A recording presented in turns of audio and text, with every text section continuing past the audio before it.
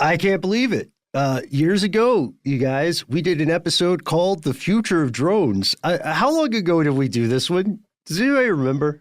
It's got to be 2013, maybe? I don't know. It was a long, long time ago. I think... Drones were hot back then. Yeah.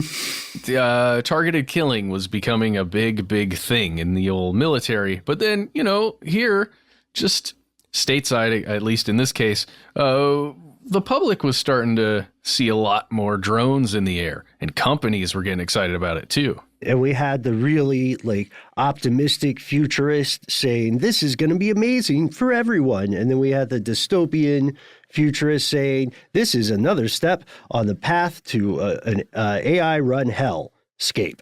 And, it's weird because we made this episode so long ago and so many things have happened since that, if anything, this episode might be called the scary present of drones. Mm-hmm. Yeah, it'll be interesting to see how much stuff we got right. Oh, boy. It's a dangerous game, folks. Play along at home. Here is the future of drones.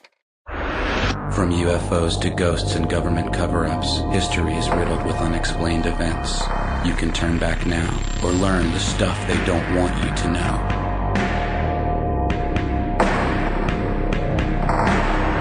Hello, everyone. Welcome back to the show. My name is Matt. And I'm Ben. And today, well, that makes this stuff they don't want you to know. That's a given. You clicked on the thing.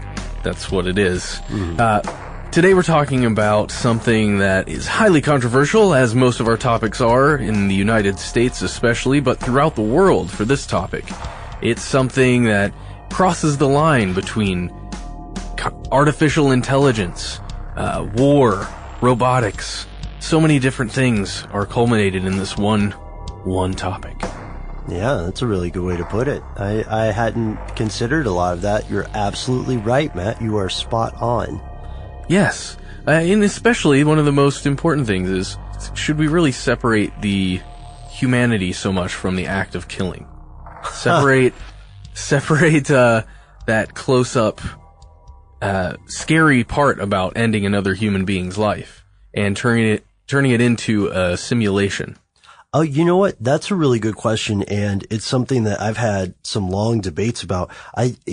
If you'd like, can we talk about that a little bit at the end? Because this is something I like to plant the seed for our listeners. Ladies and gentlemen, today we're talking about drones. Not sci-fi drones. Not like cool alien drones. No, we're talking about drones. So what is a drone? Well, it's any unmanned, remotely controlled machine. You could call anything that meets that criteria a drone. Most commonly, it's associated with the flying vehicles that we see in warfare, modern warfare nowadays. Sure, like Predator UAVs and stuff. Oh yeah, but you can also have them in the water. You can also have them in space or even underground. Oh yeah, was it the Boeing X-35 or X-36? Is that I know the one? there are several in the X-30 something. Right. 37B was one of the most common. X-37 that's the one we talked about. It was up in space. No one knows what it was doing. We're not allowed to know. No one's allowed to talk. Drones have, surprisingly enough, been in use for a long, long time. But before we explore the history of that, let's look at just a couple of the legal issues. Now, we're using what some people call a very, very biased source here, the American Civil Liberties Union. So, according to their report, the drone game is blowing up. Oh, yeah. So, this ACLU report says that this is a quote, law enforcement is greatly expanding its use of domestic drones for surveillance. This is interesting because in the United States, although privacy has clearly eroded as the decades have gone on, this expectation of privacy is always a hot button issue from your local law enforcement and protest groups all the way up to the Supremes. And I don't mean Diana Ross's gang. What they're saying is that, what the ACLU is saying is that this sort of widespread surveillance fundamentally changes the nature of public life in America.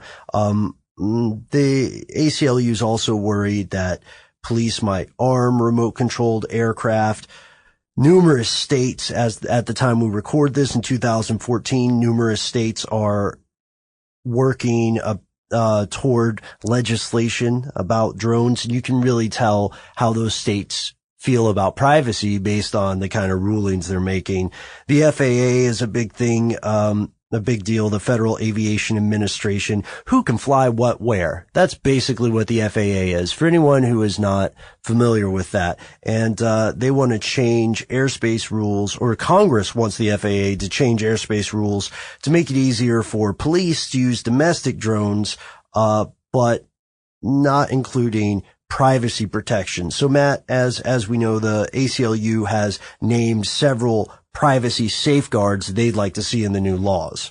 Yeah, there are a lot of those, but before we get into them, I just want to say how terrifying it is to think about police officers having drones with rubber bullets and tasers attached to them, just flying over a scene where maybe a protest is occurring, and they're able to just remotely detach the weaponry, essentially, from these things and shoot weaponry from a drone. That, to me, is terrifying, and I'm certainly glad that someone is looking into it.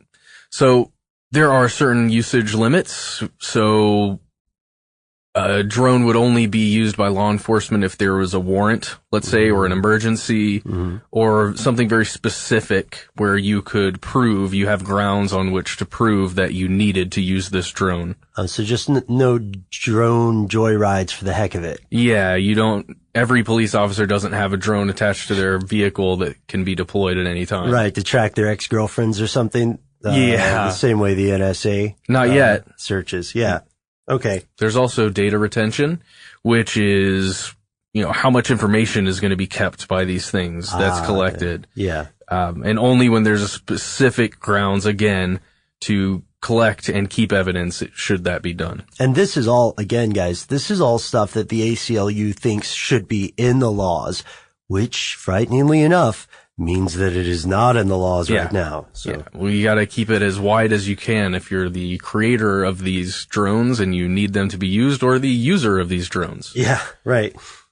You're also looking at usage policy, which would say that the public's representatives should be deciding when these things are used or how they're used, not by police departments themselves. Okay, so elected officials should make transparent decisions. Yeah, although that to me is also a terrifying thought.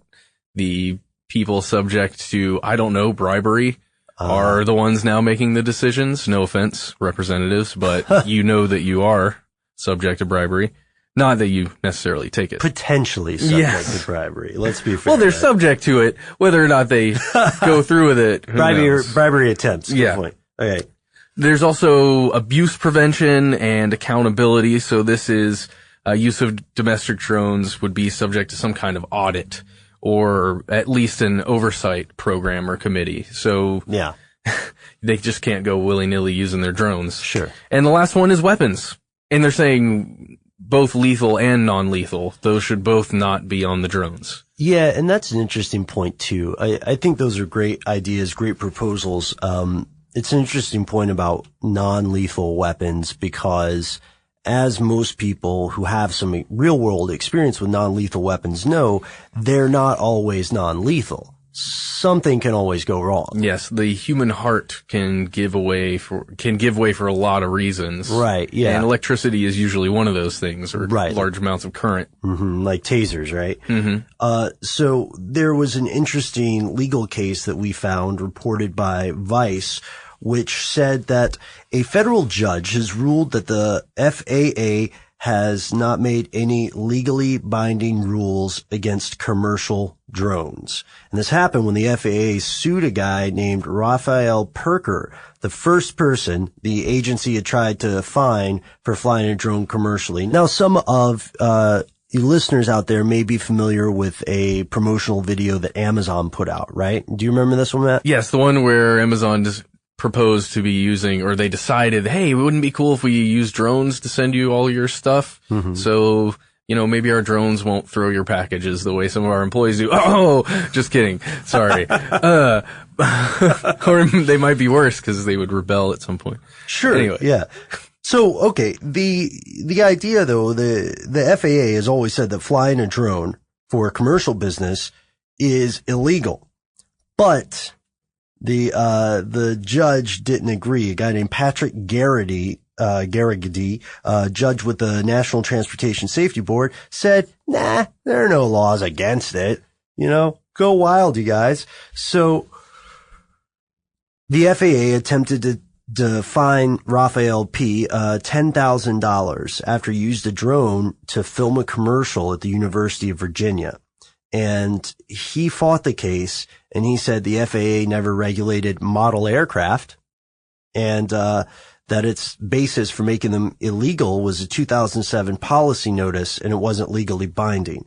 So apparently, his argument goes, the FAA has not yet taken the required public notice necessary to make it an official regulation.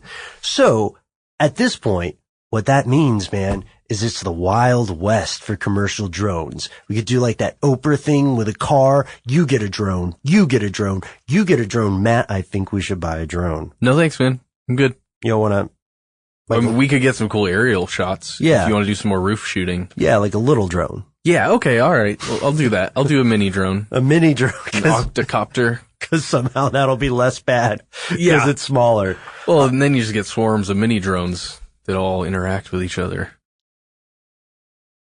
It's so weird when we think about this unmanned vehicle. So we've given the most up-to-date information about the present of drones. One thing that might surprise a lot of people is that the concept of drones, it's not recent. It's actually very old. This whole unmanned attacking observation thing, right?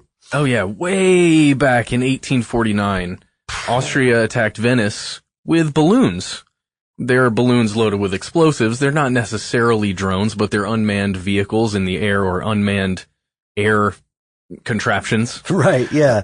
And then just a few decades later, the U.S. Civil War had, sorry, not the whole Civil War. During the U.S. Civil War, forces in the States were working on balloons. In 1862, they were trying to use them for reconnaissance and bombing operations. And that's a very interesting story. Matt, honestly, I'm surprised there has not been a film made about the Civil War's balloon brigades. Oh, yeah. You know? There's a war film about everything else. Yeah. But I don't know. I guess you could make it a catchy topic or a catchy title for that. I'm not sure what it would be. Band of Balloons. I'm sorry. Done. I thought of that earlier. Okay, but those are just balloons. And granted, you can't really pilot a balloon very well, but there were aircraft that were older too, right? Yeah, there were some of the first radio-controlled planes were brought about right after World War I, and that was AM Low's radio control techniques that were used for those. And it's really cool, actually. It was supposed to be used to fight against some of the Zeppelins of World War I right after that. They were like, oh man, let's find a way to take down these Zeppelins. Let's make some radio-controlled aircraft that can fly into them and explode those suckers. And they never actually, probably a lot of that is because of the Hindenburg explosion and the way technology turned away from Zeppelins. Yeah. Okay. That makes sense. And figured out how easy it is to make one explode. Yeah. And it's a shame because wouldn't it be fantastic to live in a world that had Zeppelins? Why does somebody have to screw that up for everyone else? They're pretty energy efficient, man. Yeah. You gotta play BioShock Infinite, man. I should play BioShock Infinite or just rewatch Fringe. Yeah, there you go. So later we know that ultimately these flying bomb concepts or these aerial torpedoes became the ancestors of cruise missiles, right? And they learned to control these using, as you said, radio signals. The famous automatic airplane was first flown for representatives of the U.S. Army in 1917. But if we fast forward to 1898, we find some of the first uses of remote surveillance by the U.S. military. Yeah, reconnaissance. Just all they did was attach a camera to a kite. Yeah, I guess we're making it sound a little dramatic. Well, right? yeah, but that's how you, I guess, begin. We've got this kite. Hey, we've got a lightweight camera. Let's do it. And then in Vietnam, between 65 and 73, the U.S. Army had been able to, test some of these surveillance concepts, right? Because, there was a really dodgy position here where there were areas of Southeast Asia where the U.S. was not officially involved. However, as it came to light earlier in some other episodes we've done, this official involvement was not necessarily involvement in practice, right? Mm-hmm. So we know that these monitoring aspects, right? This application of what they called an electronic battlefield to map the entire theater with sensors probably changed the way that we think about designating or guiding bombers today.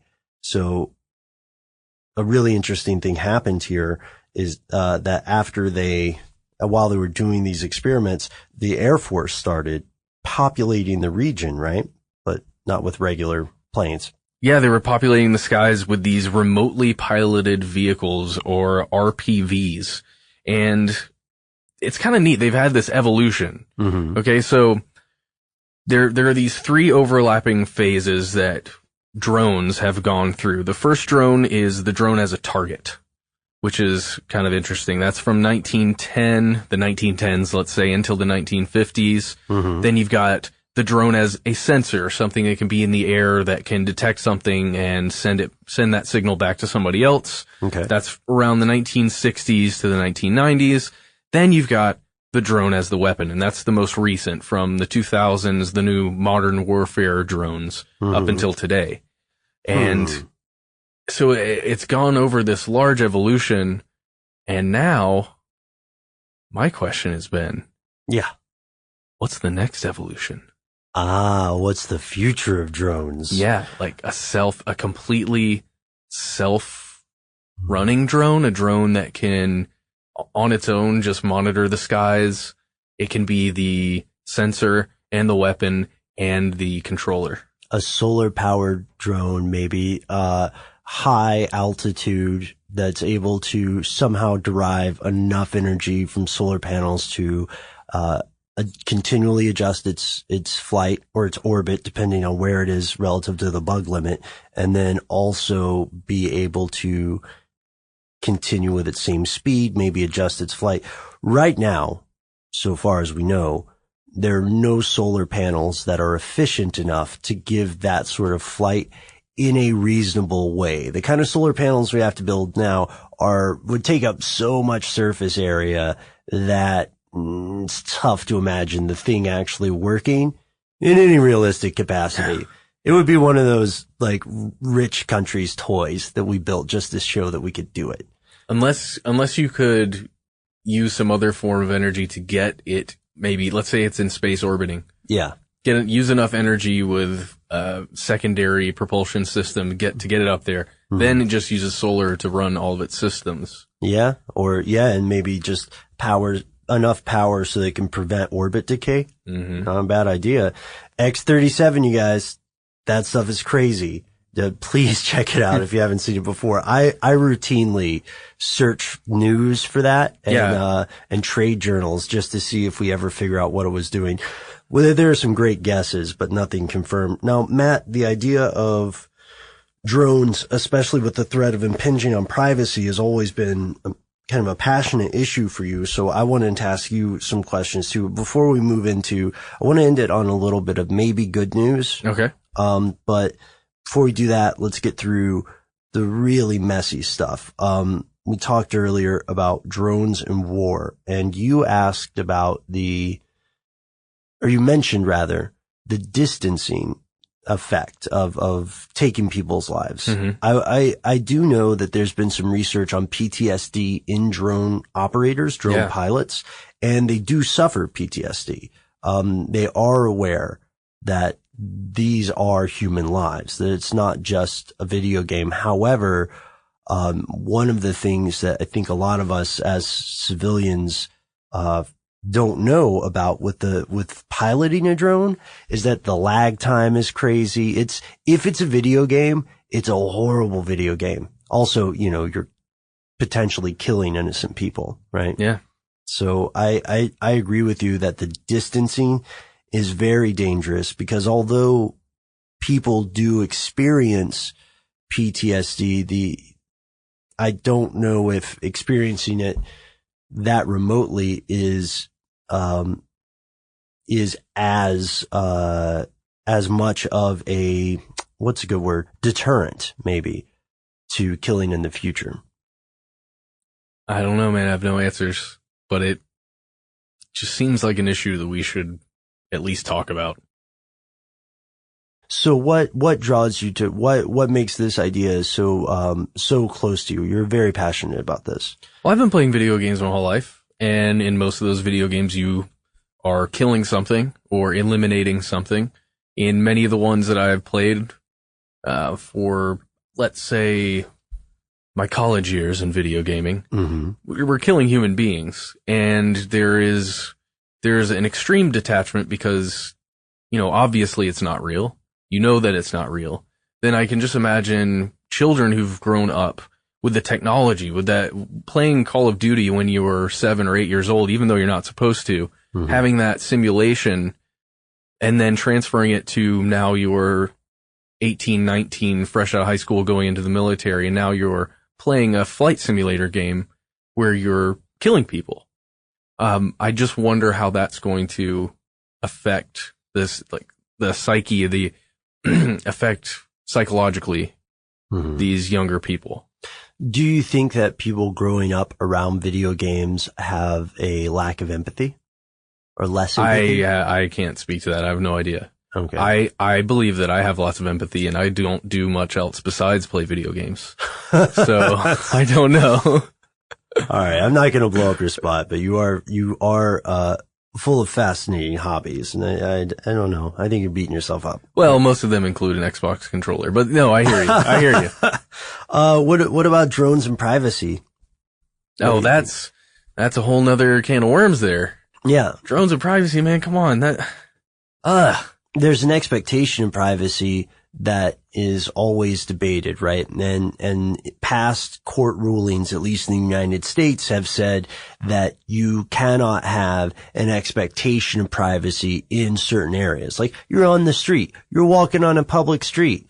I'm sorry, no matter how much of a diva or a celebrity you may be, you cannot tell people not to take your picture or look at you, because until somebody totally Ayn Rands the entire country, anyone can walk on the sidewalk. Yeah. If you have to be completely anonymous, that they make those tinted windows for you and enjoy it while you're in the car, then sorry. Right. And then there's, it's interesting because when we talk about the idea of privacy, what I think is, regardless of, someone's political leanings, right, or personal ideologies. I made a bad Ayn Rand joke, just a second ago, but if we look at it on the other side, then the idea of a collectivist socialist society, right, which would be the opposite of objectivism, would still have these huge threats to privacy. We have read 1984. A lot of you guys listening out there have read it too. And one of the big things is that Winston has no privacy. He has, spoiler alert, but a minor spoiler. He thinks he has privacy, but he doesn't. Yes. Really, right? And this idea for anyone who is want to or inclined to say, oh, your, political beliefs differ from mine, or on this issue we disagree. I don't think that we should let people be as easily divided, because there's one thing that I have noticed about the fight for personal privacy, at least in the United States, and that's that it's getting people from all bents of politics, religion, any other ideology. I don't know, Pepsi drinkers, Coke drinkers coming together. Privacy, it's one of those things that it will be we're going to fight for it as long as we can until it's just completely gone. And at some point, it's just going to be gone. Yeah, I also believe the erosion of privacy is inevitable when that's, we've talked about this before. Yeah, I know. It's, if you think about it, the existence of privacy has been sort of short-lived for a long time too. But now that we've talked about some of the darker issues there, we'd also like to hear from you guys, what you think the future of drones is. But before we go out, we wanted to end it on a little bit of an up note and talk about some non-military uses of drones, because it's not all, accidentally killing civilians. It's not all targeting people with no due process or police surveillance state stuff. There's also the possibility that agriculture could benefit from drones. For instance, the idea that it could help farmers do better land management, increase overall yields. Most large farms in the United States are in rural areas. So as long as the drones are less than 400 feet high, they're legal for the FAA. So. Yeah, and police officers will be using those, so put your paranoia hats on and enjoy the idea of police officers flying drones over your house at all times of night. Yes, they're probably there right now. Can you hear them? Right, and if you saw our earlier episodes on militarization of police, then you know that maybe that's not the best example of non-military use. I'm sorry, Matt, I had that in the outline. Okay, here's the counterpoint. There are surveillance cameras all over the place where you live. I don't care where you live. There are probably surveillance cameras, even if they're just in the small stores Closed circuits, yeah. Yeah, even if it's just those, they're all over the place. But here in Atlanta, they're on the streets. They're on traffic intersections. Yeah, they're everywhere. They're in our building. There are a couple that can probably see us right now from outside the studio.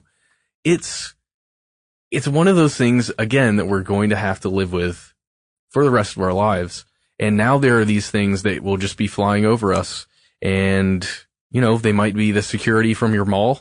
Some drones hanging around the mall that might be police officers looking for drugs. Who knows? I'm so glad you brought up drugs, my friend, because another thing that drones can do is be operated by villains, by criminals, by ne'er-do-wells and rapscallions. Yes. Ha ha ha. According to Call of Duty, was it Black 2, I think? And the entire idea, sorry for all the video game talk. This is great, yeah. It just reminds me of video games so much. The idea that hackers would take over the military drones and start a war. Oh, okay. I can see that. So, cause drones are hard for people to spot, especially given the size. So what if you start taking your drone over the border to drop off, drugs or something like that? To my knowledge, at this point, there's not an unmanned vehicle that somebody could buy and then use to fly over people, as in human trafficking with humans as cargo, but a couple of kilos. It wouldn't be unmanned then, would it? No, it wouldn't. It would be unsteered or PIP, piloted in person. There you go. I don't know what the acronym for that would be. They make the massive, I think they're 1/4 scale airplanes, the remote control airplanes. Yep. I wonder if that's being used right now as drug trafficking, because that's essentially a drone, slightly different, but it's happened before.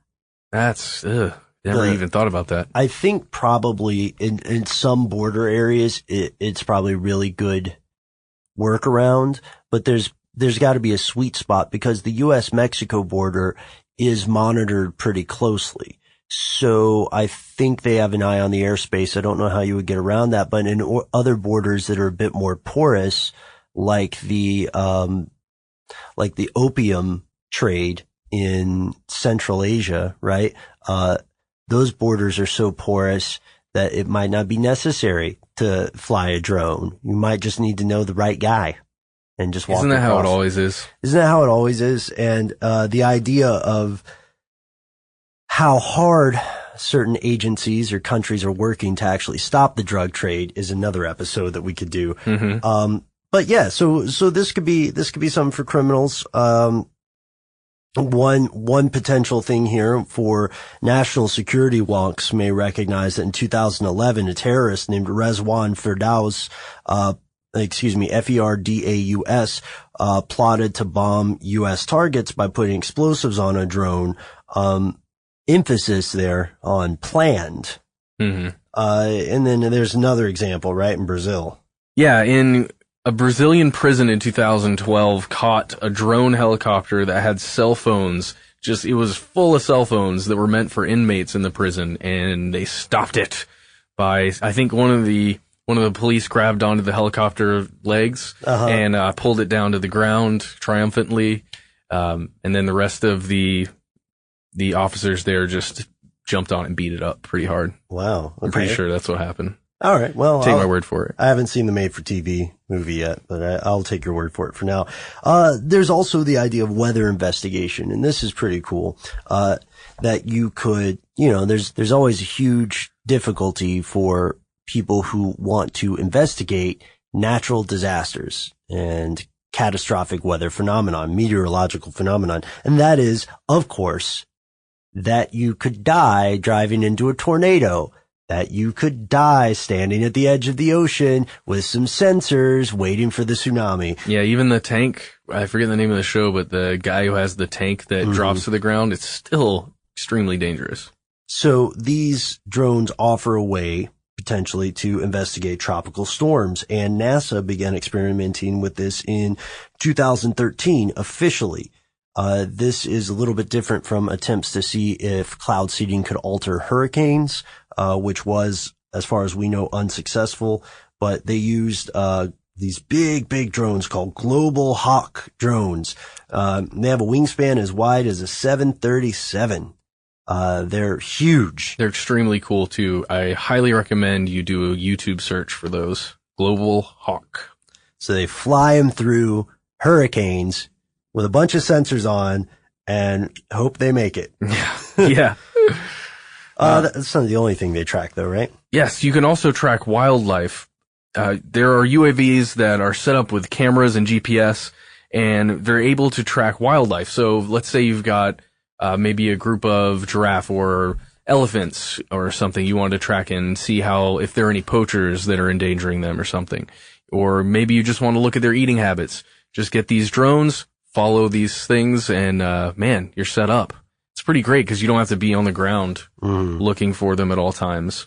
And they can wear tracking collars to make it easier, but they don't have to with this technology, which is pretty cool.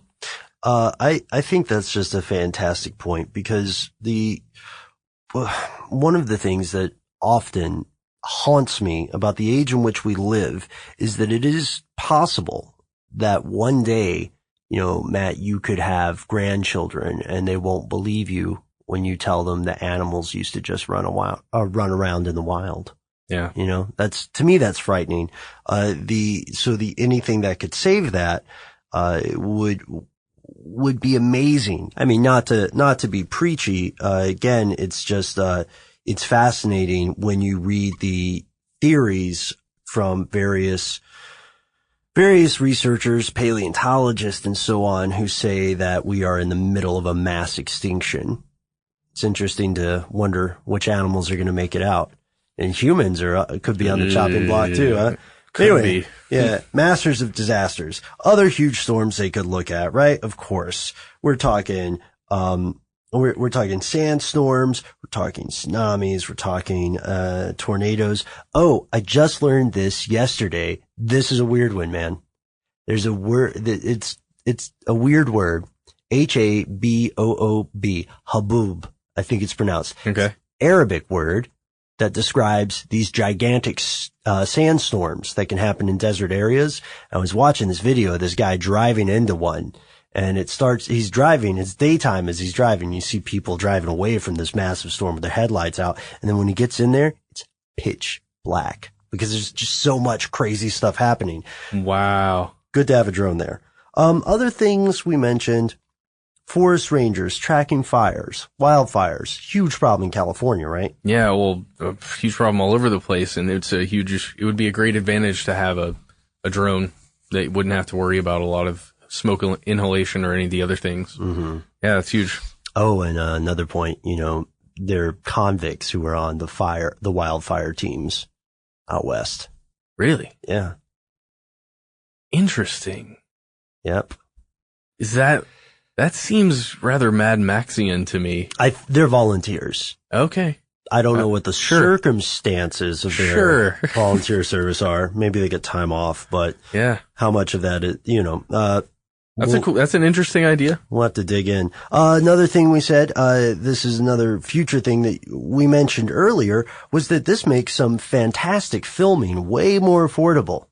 Oh yeah, Chandler, one of the guys that works here at How Stuff Works, made a music video that featured a drone, and it was a cool experience. Mm-hmm. Excellent footage. It looks like you spent several $1 million, but it was just a day with a guy who can run a drone, and maybe $400. Mm-hmm. You're done. Wow. All right, let's get $400. Well, yeah, we can get one here. They're not that expensive. I bet Noel you can pilot a drone, can't you? Oh yeah, you can totally pilot drones. That's right. Our super producer Noel, as always. Noel, we try to give you a shout out every show, and we didn't mention it in the beginning. All right. Okay. All right. Well, thank you, Noel. You're far too kind. Another thing is the oil and gas monitoring. So offshore oil rigs are incredibly risky and cartoonishly expensive endeavors. First, you have to explore to find the oil, and increasingly, you have to do some wild science, some mad science to get the oil out of the ground in a way that is safe and usable. Deep drilling, when one of these goes up or when something goes wrong with these anywhere in the pipeline, it's very bad business. Very, very bad business. And so having a drone to monitor that, which, I'm surprised that hasn't happened yet, because so many, not just on oil platforms, but so many pipelines run through politically dangerous areas, right? Oh yeah. It's a huge advantage. You've probably seen some videos or at least clips of drones, underwater drones that are used by the oil industry to check out their rigging, check out the pipelines, and sometimes even catching glimpses of scary looking creatures. Have you ever seen those? Which ones? It's just, they're unmanned submarines that are used to patrol the areas, and there are a couple awesome clips that, I go on Live Leak all the time. Right. As you should too, if you're 18 or older. They're not paying us to say that. But yeah, there are some really interesting clips there of just underwater sea creatures that are usually later identified. But sometimes they're terrifyingly ambiguous. Nice. And that goes to one of our last points, which was one of our first points, was that drones are not just restricted to the air around us in the immediate environment. They can go into space. They can be remotely operated underwater. There'll be digger drones. There was this movie, and I'd love for one of our listeners to help me figure out which one this was, where I think it was called Screamers, but I'm not sure.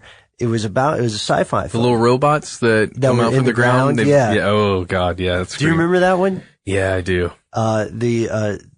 That film kind of made me think of underground drones when I was reading it. I don't know if it'll bear a rewatch. Somebody warned me, because it's kind of sad when you see a movie that hasn't aged well. You know what I mean? I don't remember if I liked it because of the coolness of the technology or because I actually liked the story, but I remember liking it. So I might have to at least watch the first 30 minutes. Oof, yeah. Or sometimes you can just watch the trailer on YouTube and that'll tell you if you're in. All right. I'm doing it. So while we head off to do that, thank you guys so much for checking out our episodes on drones. We have some new videos coming up as well. We don't want to ruin the surprise too much, but we've been doing a lot of government stuff lately, and our show covers everything that someone may or may not want you to know. So we're going to be throwing some curveballs in the next few weeks. Be ready. I don't know. Should we drop a hint? We can drop a hint. Vril, the power of the coming race. Do with that what you will. Enjoy yourselves, and we'll see you next time here on Stuff They Don't Want You to Know. In the meantime, you should write to us on Facebook. We are Conspiracy Stuff there. You can write to us on Twitter, @Conspiracy Stuff is our handle. If you don't like any of that social media stuff, you can always go to our website, stufftheydon'twantyoutoKnow.com, And that's the end of this classic episode. If you have any thoughts or questions about this episode, you can get into contact with us in a number of different ways. One of the best is to give us a call. Our number is 1-833-STDWYTK. If you don't want to do that, you can send us a good old-fashioned email. We are conspiracy@iHeartRadio.com. Stuff They Don't Want You to Know is a production of iHeartRadio. For more podcasts from iHeartRadio, visit the iHeartRadio app, Apple Podcasts, or wherever you listen to your favorite shows.